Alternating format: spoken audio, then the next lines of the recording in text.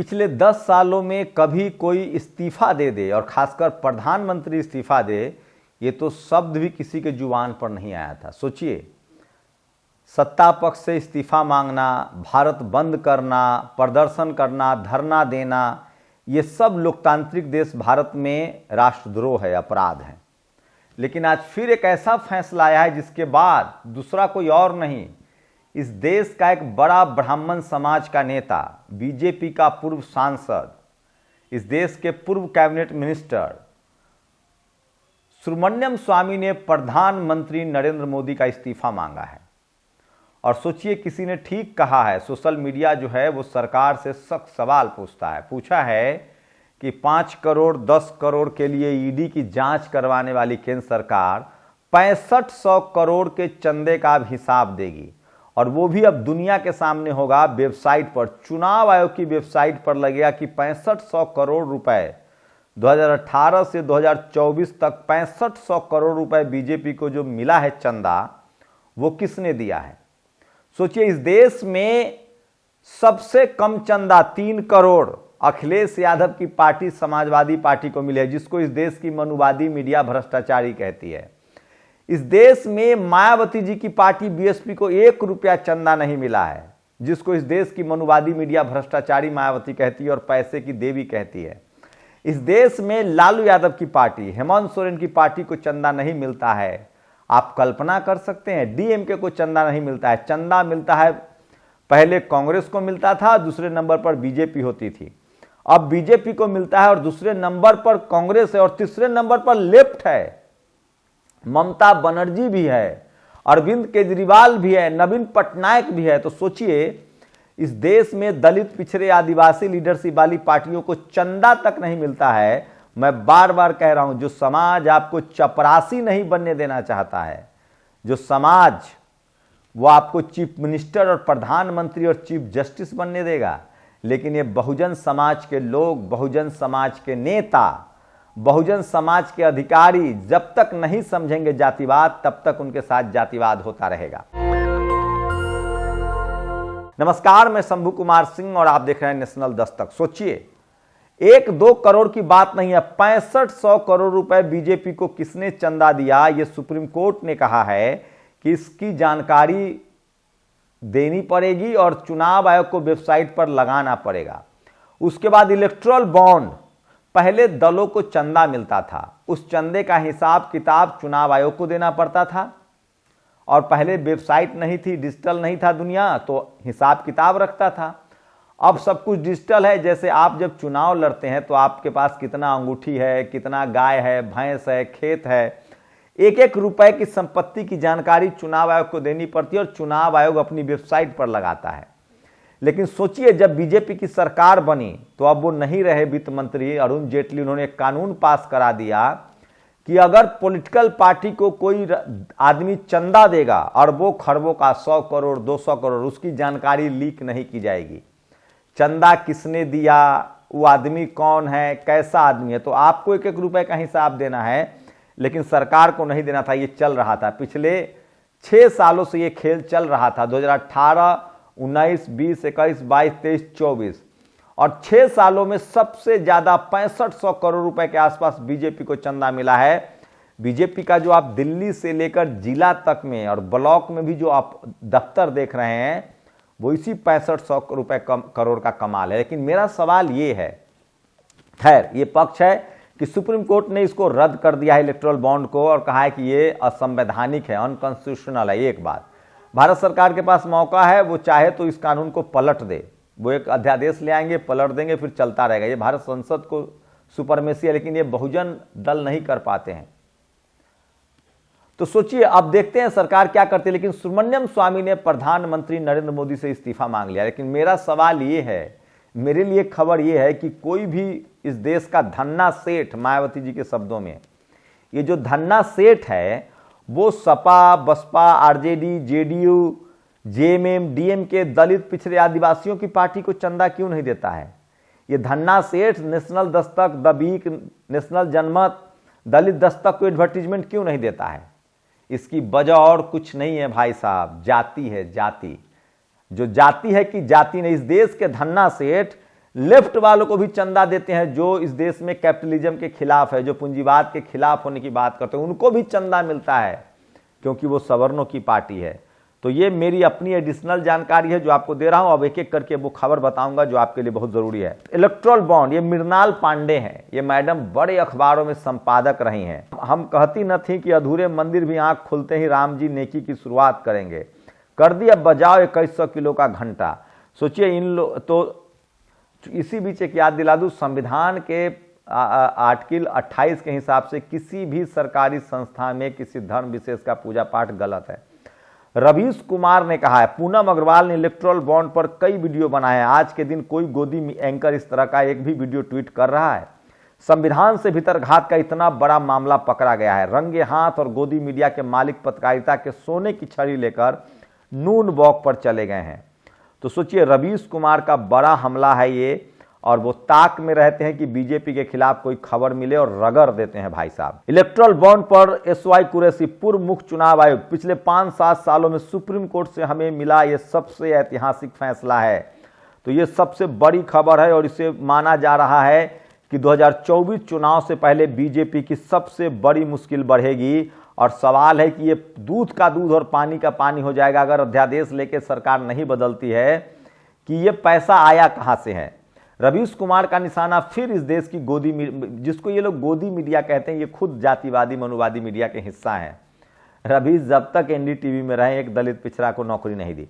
गोदी मीडिया केवल जनता के करोड़ों रुपए हड़पने का पॉलिटिकल प्रोजेक्ट है। सोचिए जिसको गोदी मीडिया कहते हैं मैं उनको मनु मीडिया कहता हूं। तो ये जो मनु मीडिया है, जातिवादी मीडिया है, वो हमारे आपके टैक्स का पैसा सरकार इनको देती है। आपके पैसे का विज्ञापन डकार कर वह लोगों को सरकार से सवाल नहीं पूछते, वहां लोग के सरकार। इसलिए इलेक्ट्रल बॉन्ड पर रिपोर्टिंग का जलवा देखना है तो इनकी साइट पर जाए। चुनाव आयोग को मतदाताओं को जागरूक करने वाला अपना विज्ञापन दर रिपोर्टर्स कलेक्टिव को भी देना चाहिए। इन लोगों ने बड़ा काम किया। मंदिर का कवरेज न किया हो मगर लोकतंत्र के मंदिर को बचा लिया है। तो तमाम लोग, विपक्षी दल जो है इसको लेकर आंदोलन चला रहे हैं। सबसे बड़ी खबर बता रहा हूं, इलेक्ट्रल बॉन्ड को लेकर बीजेपी पर सबसे बड़ा हमला है। लोग तंज कर रहे हैं। इलेक्ट्रल बॉन्ड सूचना के अधिकार का उल्लंघन है। वोटर को पार्टियों की फंडिंग के बारे में जानने का हक है। सुप्रीम कोर्ट का ये प्रतिक्रिया है उसको बड़ा माना जा रहा है। 2024 से पहले बीजेपी को बड़ा झटका है। भाजपा ने इलेक्ट्रल बॉन्ड को रिश्वत और कमीशन लेने का जरिया बना दिया था। इलेक्ट्रल बॉन्ड को सुप्रीम कोर्ट द्वारा रद्द करने पर राहुल गांधी का बयान है। राहुल गांधी ने कहा है कि बीजेपी इलेक्ट्रल बॉन्ड के जरिए कमीशन और चंदा ले रही थी, वो घूस ले रही थी। ये सबसे बड़ी खबर है जो सोशल मीडिया पर आज वायरल है। और इसलिए मैं कहता हूं कि सोशल मीडिया ही सच्चा मीडिया है, सोशल मीडिया ही बहुजन मीडिया है। तो इस समय की सबसे बड़ी खबर बता रहा हूं, किस तरह से इलेक्ट्रल बॉन्ड को लेकर ये सबसे बड़ा सवाल पूछा जा रहा है।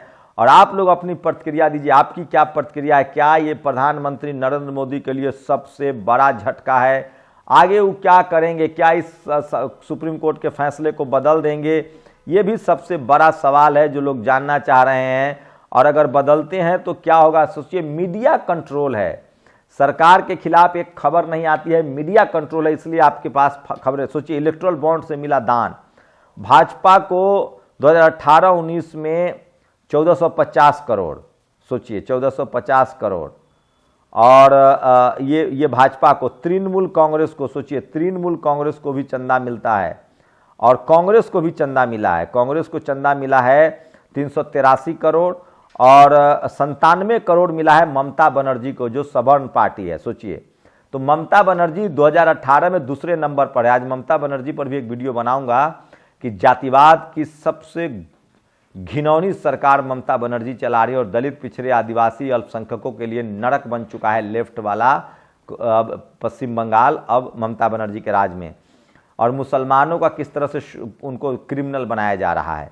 और उसके बाद सोचिए 2019-20 में बीजेपी को 2555 करोड़, वहीं तृणमूल कांग्रेस को 100 करोड़ और कांग्रेस को 318 करोड़। कांग्रेस अभी भी रेस में बरकरार है।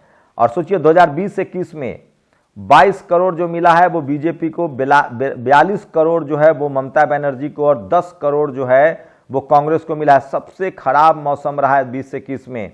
21-22 में 1032 करोड़, 528 करोड़ ममता बनर्जी, 236 करोड़। तो सबसे बड़ी लाभार्थी हैं ममता बनर्जी बीजेपी के बाद।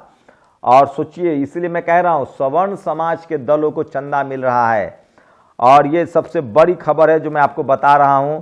तो इलेक्ट्रल बॉन्ड को सबसे ज्यादा 6500 करोड़ रुपए, करीब 6500 करोड़ की बात बता रहा हूं, 6500 करोड़ बीजेपी को मिला है। और दूसरे नंबर पर कांग्रेस है, तीसरे नंबर पर ममता बनर्जी है, चौथे नंबर पर तमाम सवर्ण पार्टियां हैं। इलेक्ट्रल बॉन्ड तो रहेगा, लेकिन उसे खरीदने वाले लोगों और संस्थाओं के नामों की जानकारी देनी होगी। सुप्रीम कोर्ट ने इलेक्ट्रल बॉन्ड पर रोक लगाते हुए कहा है। ये सबसे बड़ी खबर है। और इस्तीफा सब जो भूल गए थे हम आप, सुब्रमण्यम स्वामी ने प्रधानमंत्री से इस्तीफा मांगा है। तो ये सबसे बड़ी खबर है। सुप्रीम कोर्ट ने इलेक्ट्रल बॉन्ड जारी न करने का आदेश किया है। स्टेट बैंक ऑफ इंडिया का आदेश दिया है कि वह 2019 से मिले सभी इलेक्ट्रल बॉन्ड की पूरी जानकारी चुनाव आयोग को समझे। 2019 से 2018 की जानकारी पब्लिक डोमेन में आ चुकी है। एडीआर की रिपोर्ट के हिसाब से 2019, 22, 23, 24 से करना होगा। क्या फिर से ऑर्डिनेंस लाकर सुप्रीम कोर्ट के आदेश को पलटा जाएगा? क्योंकि डरपोक तानाशाह अपने पाप छिपाने के लिए किसी भी हद तक गिर सकता है। तो सबसे ज्यादा बीजेपी आज घेरे में है। और सोचिए, अगर टीवी अखबार पर एक खबर चलती तो क्या स्थिति होती। जो ईडी सीबीआई की रेड मारकर दूसरों की 5-10 करोड़ की फंडिंग पकड़ते थे, आज एससी ने रेड मारकर उनकी 5200 करोड़ की फंडिंग पकड़ ली है। ये भी सोशल मीडिया पर ट्वीट है। रोल्फ ने ये ट्वीट किया है, राफेल ने। ये सबसे बड़ी। और इलेक्ट्रल बॉन्ड असंवैधानिक है, तो उस पैसे का इस्तेमाल करने वाली सरकारों को क्या माना जाए? सुप्रीम कोर्ट ने पिछले 5 साल की जानकारी देने को कहा है। देखना है कि ये सरकार ये आसानी से होने देगी या नहीं। सबसे बड़ा सवाल है। बीजेपी सबसे बड़े बैकफुट पर है इलेक्ट्रल बॉन्ड को लेकर। ये सबसे बड़ी खबर है। और सुप्रीम कोर्ट के फैसले पर झूमने से पहले सोचिएगा, मोदी सरकार को अपनी दबिश और शक्तियों के दुरुपयोग से पार्टी फंड जुटाने की अघोषित खुली छूट सालों तक मिली रही। क्यों? भाजपा का चंदा 4 राष्ट्रीय दलों को मिले चंदे से 5 गुना ज्यादा रहा। भाजपा इस योजना की एकमात्र लाभार्थी रही। इस चंदे का इस्तेमाल दूसरी पार्टियों की सरकार गिराने, नेताओं को अपने पक्ष में करने हेतु लोकतंत्र ने देखा। यह बहुत देरी से आया निर्णय है, जिसकी भारी कीमत लोकतंत्र को चुकानी पड़ी है। तो इलेक्ट्रल बॉन्ड को लेकर जिस तरह की सरकार की किरकिरी हो रही है, वो ऐतिहासिक है। और सवाल है कि टीवी अखबार इस पर क्या बोलेंगे। और अब सोचिए, इस्तीफा शब्द लोगों के जुबान पर नहीं था, भूल गए थे लोग। मुझे लगता है कि मोदी को इस्तीफा दे देना चाहिए, क्योंकि चुनावी बॉन्ड पागलपन भरा विचार था और बड़ा घोटाला बन गया। सुब्रमण्यम स्वामी, है हिम्मत नरेंद्र मोदी में तो इनको जेल में डाल के दिखाएं, तब समझे हम जैसे लोगों पर कार्रवाई करने से क्या होगा। इस सबसे बड़ी खबर है। लगभग 6500 करोड़ का सबसे बड़ा इलेक्ट्रल बॉन्ड जो है वो मिला है बीजेपी को। और ये इस तरह की जानकारी सोशल मीडिया पर लिखी जा रही है। इसलिए मैं कह रहा हूं, सोशल मीडिया ही सच्चा मीडिया है, सोशल मीडिया ही बहुजन मीडिया है। और आप लोग बताइए कि ये सबसे बड़ी खबर है, आज के इलेक्ट्रल बॉन्ड की सबसे बड़ी खबर है जो सोशल मीडिया पर वायरल है। ये सबसे बड़ी खबर है जो सोशल मीडिया पर वायरल। इसलिए मैं कह रहा हूं, सोशल मीडिया ही सच्चा मीडिया है, सोशल मीडिया ही बहुजन मीडिया है। तो आपकी क्या प्रतिक्रिया? आप सोचिए, क्या वजह है कि इस देश के तमाम दलित, पिछड़े, आदिवासी पार्टी को 3 करोड़ का चंदा मिलता है। 3 करोड़ का चंदा मिलता है। समाजवादी पार्टी को, बीएसपी को 1 रुपए का चंदा नहीं। इस देश के गरीब लोगों को ऐसे पार्टी को चुनना चाहिए जिनको कोई चंदा नहीं देता है, ताकि वो जनता के हित में काम करे। तो सबसे बड़ी खबर बता रहा हूं, इलेक्ट्रल बॉन्ड पर सुप्रीम कोर्ट ने रोक लगा दी है। और साथ ही कहा है कि 1-1 रुपए का 2019 से जो 1-1 रुपया मिला है इलेक्ट्रल बॉन्ड के जरिए, उस सब की जानकारी शेयर की जाए। सारी की सारी जो जानकारी है वो पब्लिक डोमेन में डाला जाए। ये सबसे बड़ी खबर बता रहा हूं इस समय की। और इसको लेकर कोहराम मचा हुआ है। सवाल है कि क्या बीजेपी इस कानून को बदल देगी या फिर वो इस कानून को चलने देगी। सुप्रीम कोर्ट का फैसला आया है। ये सबसे बड़ी खबर बता रहा हूं, इलेक्ट्रल बॉन्ड को लेकर सबसे बड़ी खबर बता रहा हूं, जिससे पूरे देश में सन्नाटा है, कोहराम मच गया है। सुप्रीम कोर्ट से पिछले 10 सालों में सबसे बड़ा फैसला आया है, जो मैं आपको बता रहा हूं। और इसलिए मैं कह रहा हूं, सोशल मीडिया ही सच्चा मीडिया है, सोशल मीडिया ही बहुजन मीडिया है। इस समय की सबसे बड़ी खबर बता रहा हूं, इलेक्ट्रल बॉन्ड को लेकर जिस तरह की खबर आई है, सुप्रीम कोर्ट ने कहा है कि यह सूचना के अधिकार का उल्लंघन है। और किसी को भी अगर कहीं से भी कोई चंदा मिलता है तो उसकी जानकारी पब्लिक डोमेन में करनी चाहिए। सुब्रमण्यम स्वामी ने प्रधानमंत्री का इस्तीफा मांगा है। क्या सरकार इस कानून को इस फैसले को पलट देगी अध्यादेश लाके? बहुमत की सरकार है, लेकिन 2024 चुनाव से पहले प्रधानमंत्री नरेंद्र मोदी के लिए सबसे बड़ा झटका है। 6500 करोड़ का, लगभग 6500 करोड़ रुपए का उनको हिसाब देना पड़ेगा। शुक्रिया। नेशनल दस्तक की आपसे गुजारिश है कि अगर इसको बचाना चाहते हैं तो नेशनल दस्तक को सब्सक्राइब करने के लिए रेड कलर के सब्सक्राइब बटन को दबाएं, फिर बेल आइकन की घंटी दबाएं। नेशनल दस्तक को बचाने के लिए बहुत जरूरी है कि हर खबर को शेयर करें, लाइक करें, कमेंट जरूर करें।